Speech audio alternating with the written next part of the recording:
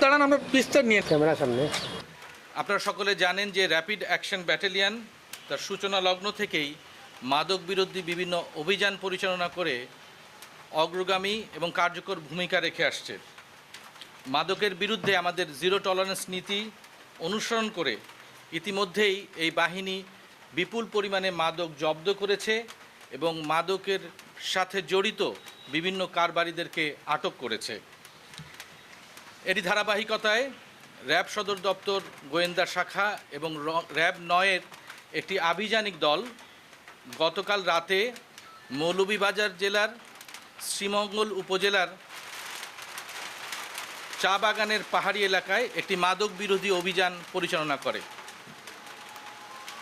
র্যাবের কাছে সংবাদ ছিল যে ওই চা বাগান এলাকার একটি পরিত্যক্ত বাড়িতে মাদক সিন্ডিকেটের কিছু সদস্য একত্রিত হয়ে মাদক সেবন এবং মাদক কারবারে লিপ্ত রয়েছে। র্যাবের উপস্থিতি টের পেয়ে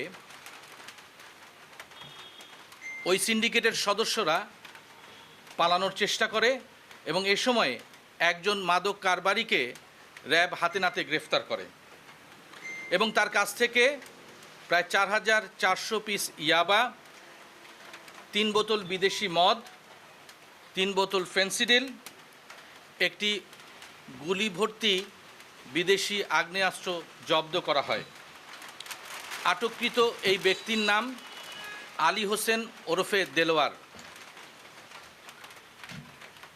আটককৃত ব্যক্তিকে প্রাথমিক জিজ্ঞাসাবাদের পর সে কিছু চমকপ্রদ তথ্য আমাদেরকে প্রদান করেছে।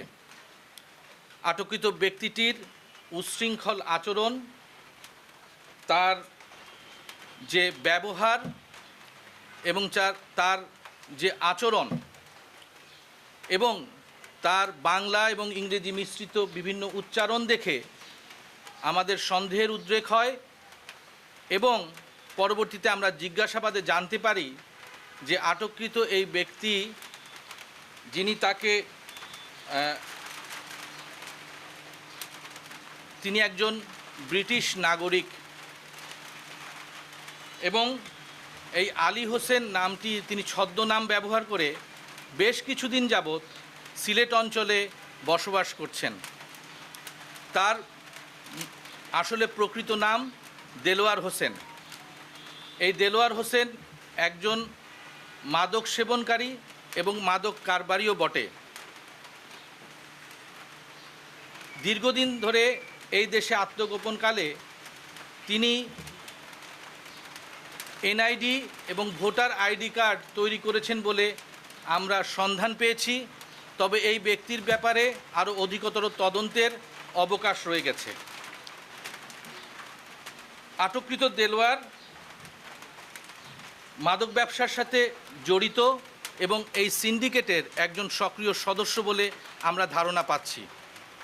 তবে এ বিষয়ে আমরা আরও অধিকতর তদন্ত করব এবং তার কর্মকাণ্ড সম্বন্ধে আমরা তখন জানতে পারব এবং তখন আপনাদের জানাতেও পারবো বলে আমরা আশা করি। আপাতত এটুকুই আমাদের কাছে ছিল। আমরা আটককৃত এই ব্যক্তিকে আইনানুগ ব্যবস্থার মাধ্যমে মামলায় নিকটস্থ থানায় জব্দ করব। আমরা ধারণা করছি যে সে একজন ব্রিটিশ নাগরিক। তবে এ ব্যাপারে আমরা অধিকতর তদন্ত করে আপনাদেরকে জানাবো বলে আমরা মনে করি।